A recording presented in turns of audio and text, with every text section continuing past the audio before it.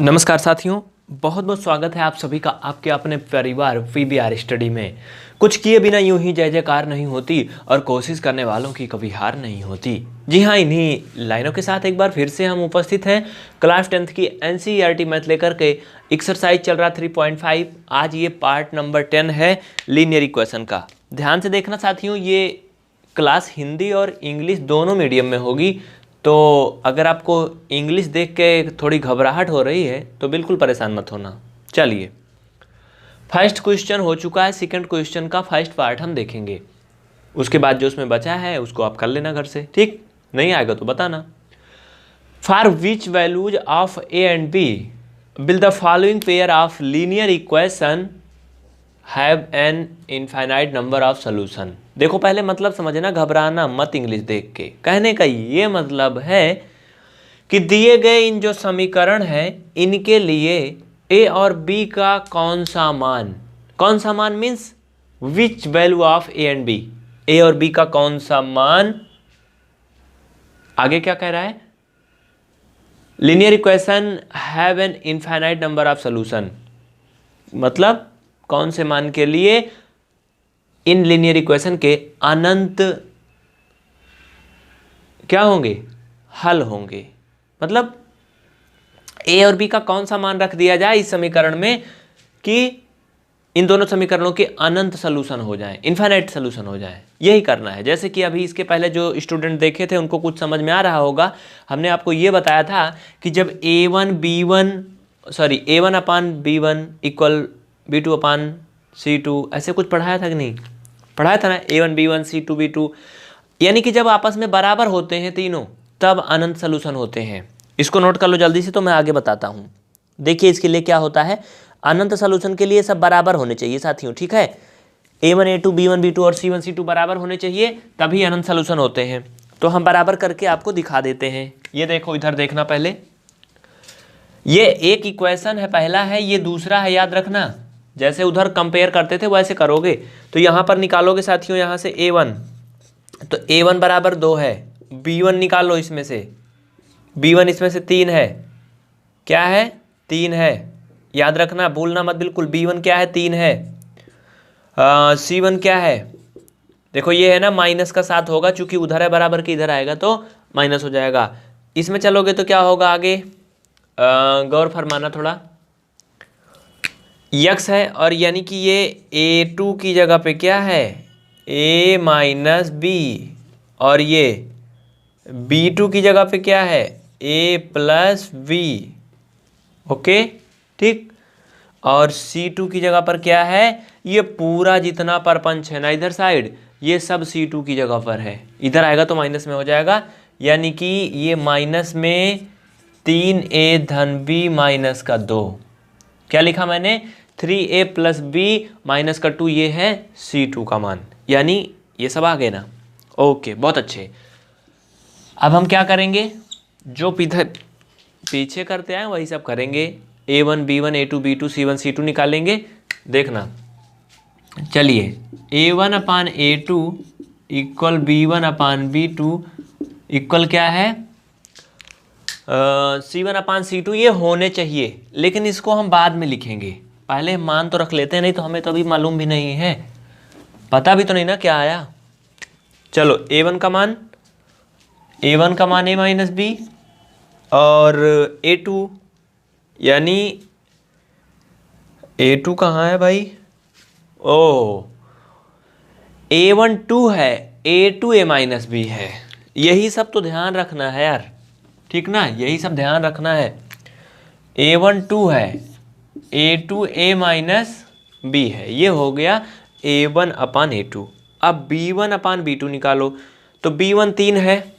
चलिए, B1 क्या है, 3 है, अपान B2, यानी कि B2 की वैल्यू A प्लस बी, तो A प्लस बी।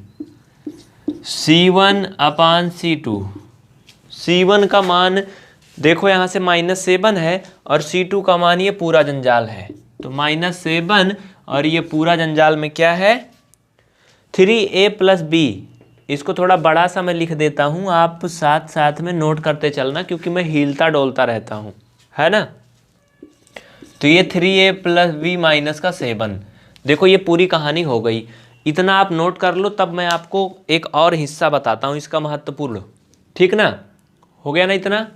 बहुत अच्छे, वेरी गुड। बस लगे रहो यारों, कुछ भी मुश्किल नहीं है। हाँ, इसके बाद क्या कहा है, अब सवाल पे चलेंगे। अभी तक तो हम नॉर्मल कंडीशन में थे। कह रहा था कि which value of A and B will the following pair of linear equation have an infinite number of solution. मतलब ए और बी के किस मान के लिए, ए और बी के किस मान के लिए इन दोनों समीकरणों के अनंत हल होंगे, अनंत सोल्यूशन होंगे। तो अनंत सोल्यूशन तब होंगे जब a1 a2 b1 b2 c1 c2 आपस में बराबर होंगे, है ना? तभी होंगे अनंत। तो इसको इंग्लिश लैंग्वेज में कैसे लिखेंगे? हिंदी में तो आप समझ गए हो, ठीक है। इंग्लिश में समझना जरूरी है, क्योंकि इंग्लिश में ही आप सभी को ज़्यादा अच्छे से समझ में आना चाहिए। फॉर इन्फाइनेटली मेनी सोल्यूशन लिखिए, फॉर इन्फाइनेटली मेनी सोल्यूशन। देखो भाई, मुझे इंग्लिश में कम आता है, लेकिन हम हिंदी में बहुत अच्छा बताते हैं आपको। अनंत सोल्यूशन के लिए, ठीक ना, हिंदी में चाहे लिख लो। अनंत सोल्यूशन के लिए a1 अपान a2 b1 अपान b2 c1 अपान c2, इधर लिख लो ब्रैकेट में, अपना समझने के लिए होना चाहिए। ठीक ना, बस सिंपल सी बात है यार। यहाँ जब मान रखोगे तो सब आ जाएगा, दौड़ के अपने आप आ जाएगा। ये समझने के लिए ब्रैकेट में लिखवाया, इतना होना चाहिए। ये सब लिख लो, उसके बाद हम यहाँ पर मान रख देंगे सबका, जैसे ऊपर रखे हुए हैं, बराबर कर देंगे आपस में। बस ए और बी का मान आ जाएगा, यही करना है। नीचे हल होने के बाद ऊपर आना। देखिए, टाइम की बचत हो, हमारा यही उद्देश्य होता है, इसलिए हम छोटी से छोटी वीडियो में ज़्यादा जानकारी देने की कोशिश करते हैं। सो ये मैंने डायरेक्ट दिखा दिया, ये बराबर होने चाहिए, मैंने यहाँ बता दिया। और यहाँ पर मैंने क्या किया, सभी के मान रख दिया। अब यहाँ से हमें ए और बी के मान निकालने हैं, तो आप एक बार इसको बराबर कर लोगे और एक बार इसको बराबर कर लो, चाहे इसको कर लो, मतलब कोई भी दो मान लेकर के आपस में बराबर कर लो। तो पहले हम ए और सी को बराबर कर लेते हैं। यहाँ से हम मान निकाल लेंगे, किसी न किसी का निकलेगा, ठीक ना। तो सी क्या है, ये देखो माइनस जो था ना, वो नीचे ऊपर दोनों में माइनस था, प्लस हो गया। क्रॉस मल्टीपल करोगे तो ये हो जाएगा 2 × 3a + b और ये माइनस का 2, ओके, और इक्वल 2 × नहीं, ये इसका तिरछा गुणा करोगे ना, 7 × होगा। क्या होगा, 7। तो ये हो जाएगा 7 × a - b, ओके। बस हल कर लो, इसको सोल्यूशन कर लो। यहाँ पे ऐसे एरो बना लो, बराबर मत लगाना, क्योंकि दो जगह बराबर नहीं होता है, नहीं तो गड़बड़ हो जाएगा। अब देखो, यहाँ से ए और बी का मान निकालना है किसी भी तरह से, चाहे जैसे भी करके कुछ भी करो, इसका समीकरण बनेगा। तो मल्टीपल तो करना पड़ेगा। तो ये 6 हो जाएगा, इसमें हो जाएगा तो ये 2b, इसमें ये 2 में होगा तो 4, ये 7a - 7b। एक ही उपाय है, जो भी जुड़े घटे जोड़ घटा लो। तो 7a इधर है, इधर आएगा माइनस में हो जाएगा, यानी माइनस में हो जाएगा। तो ये a बड़ा है तो माइनस का a आ जाएगा, है ना, माइनस के a आ जाएगा ना। और क्या होगा, ये देखो b है, 2b है, प्लस में है, ये इधर आएगा तो ये भी प्लस में हो जाएगा, यानी कि प्लस का ये 7 2 9b हो जाएगा, ओके। और ये माइनस का 4 है तो ये क्या होगा, माइनस का 4 ही रहेगा और बराबर हो जाएगा 0। ये हो गया एक समीकरण। लेकिन ये समीकरण अच्छा नहीं लग रहा है, क्योंकि शुरू में माइनस लगा है ना। तो साथियों, माइनस का चिन्ह हमारी हटाना प्राथमिकता है। तो माइनस का चिन्ह हटाने के लिए क्या करेंगे, दोनों तरफ हम क्या करेंगे, इसमें -1 से गुणा कर देंगे। तो ये हो जाएगा a - 9b और प्लस का 4 = 0। ये समीकरण 1 बनेगा। बात समझ में आई? इसको नोट कर लो, समीकरण 1 हो गया। अब हम इसमें से कोई भी दो मान बराबर कर दें। एक बार तो मैंने a और c लेके बराबर कर दिया। देखो ये a1 a2 b1 b2 c1 c2 था, तो हमने a1 a2 लिया और c1 c2 लिया। अब हम b1 b2 और c1 c2 बराबर करके दूसरा समीकरण बनाएंगे, दोनों समीकरण मिला करके मान निकाल लेंगे। चलिए अब इन दोनों को देख लेते हैं। एक बार हमने A1 B1 sorry A1 A2 और C1 C2 को बराबर किया था।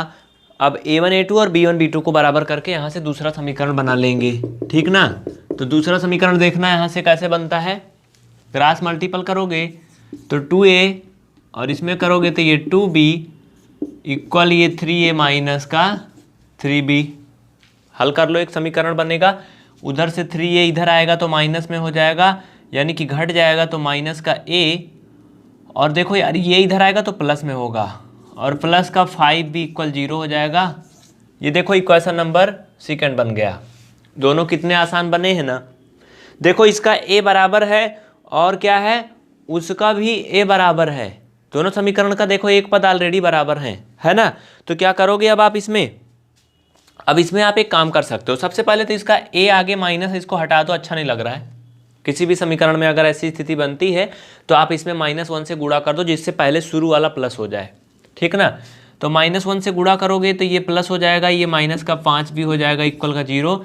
अब इसे समीकरण 2 लिखो, उसे नहीं। अच्छा है ना, कोई कन्फ्यूजन नहीं होनी चाहिए। -1 से मल्टीपल हो गया दोनों साइड। अब लिखो समीकरण 1 से समीकरण 2 को घटाने पर। इंग्लिश में लिख रहे हो तो ऐसे लिख लो, सब्ट्रैक्टिंग 1 फ्रॉम सेकंड इक्वेशन, ठीक ना। तो चलिए A माइनस 9B और +4 इक्वल का है 0। इसको भी लिख लो A माइनस 5B, इसमें C की जगह पे कुछ है नहीं, बराबर 0। कोई दिक्कत नहीं है, नो प्रॉब्लम। घटाओगे चिन्ह बदलेंगे, ये कट जाएंगे, ये भी बदल जाएगा। ये प्लस माइनस घटेगा तो 4B आएगा और ये माइनस का 4 इक्वल 0 आएगा। तो साथियों ऐसी स्थिति में आप क्या करोगे, यहाँ से आप निकालोगे V बराबर, तो ये माइनस का 4 यानी कि कुल मिला के 4/4 बराबर 1 हो जाएगा। कहने का मतलब B का मान 1 आएगा। कितना आएगा, 1 आएगा। अब आप बेसिक मैथ जानते हो, इसलिए इसको हम बहुत ज़्यादा डिस्क्राइब नहीं कर रहे हैं यहाँ पर, ठीक ना। तो अब क्या करोगे, B का मान आ गया, यानी कि हमें A और B के ही मान निकालने थे। अब क्या करेंगे हम, अब B का मान किसी भी एक समीकरण में रख दो, A का मान निकाल लो। बस यही थी पूरी कहानी जो आप समझ चुके हो, है ना। चलिए लिखिए, B का मान समीकरण 2 में रखने पर, कहीं भी रख दो, B का मान समीकरण 2 में रखने पर। समीकरण 2 हमारा फाइनल में ये बना था, यही बना था ना। तो A माइनस B का मान आया है 1 बराबर 0, A माइनस 5 बराबर 0, A इक्वल 5।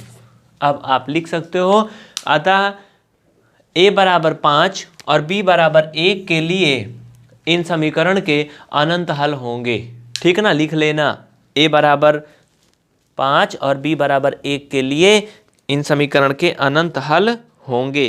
इंग्लिश में लिख लेना, hence A equal 5 and B equal 1 are the values for which the given equation gives infinitely many solutions. Okay, understand. साथियों आपको एक बात बता दें, आप सभी के बहुत सारे इंक्वायरीज आते हैं, जिसके लिए मैं यहाँ पर कुछ डिटेल दे रहा हूँ। अगर आपको पूरी कंप्लीट क्लास देखना है, कक्षा 10 की पूरी मैथ पढ़ना है, तो प्ले स्टोर पर PVR स्टडी का बिल्कुल निःशुल्क ऐप्स है, उसे अपने फ़ोन में इंस्टॉल कर लें। उसके बाद अपना मोबाइल नंबर, ईमेल आईडी और नाम वगैरह भर करके एक 4 अंक का पिन खुद से बनाना और लॉगिन करना, ठीक ना। कोई अगर टेक्निकल इशू है, कोई अगर आपको हेल्प चाहिए, तो आप हमें व्हाट्सएप पे मैसेज कर सकते हैं। याद रहे, व्हाट्सएप पर कोई भी सवाल नहीं भेजना है, क्योंकि व्हाट्सएप में भेजे गए किसी क्वेश्चन का जवाब नहीं दिया जाता है, क्योंकि इसको हमारे असिस्टेंट लोग रिप्लाई करते हैं, ये हमारे पास नहीं होता है, ठीक ना। और कोई इंक्वायरी है तो आप pvrstudy.com विजिट करें और वहाँ से भी बहुत सारे स्टडी मटेरियल फ्री में देख सकते हैं। मिलते हैं फिर अगली क्लास में। लेकिन एक बात याद रखना, ये क्लास हर दिन सुबह 8 बजे से PVR स्टडी 3.0 चैनल पर होती है। आप इसे बहुत दिन बाद इस चैनल पर देख रहे होंगे ना। PVR स्टडी 3.0 यूट्यूब पे सर्च करना, ये PVR स्टडी का चैनल नंबर 3 है, ठीक ना। तो चैनल नंबर 3 10 और 12 वालों के लिए विशेष है, स्पेशली देखना जरूर एक बार। चलते हैं फिर, जय हिंद। और हाँ, एक विनम्र निवेदन और प्रार्थना होगी कि इस वीडियो को अपने दोस्तों में जरूर शेयर करना। यार शेयर करने में क्या जाता है, एक ही बार तो क्लिक करना है ना, कर दो ना।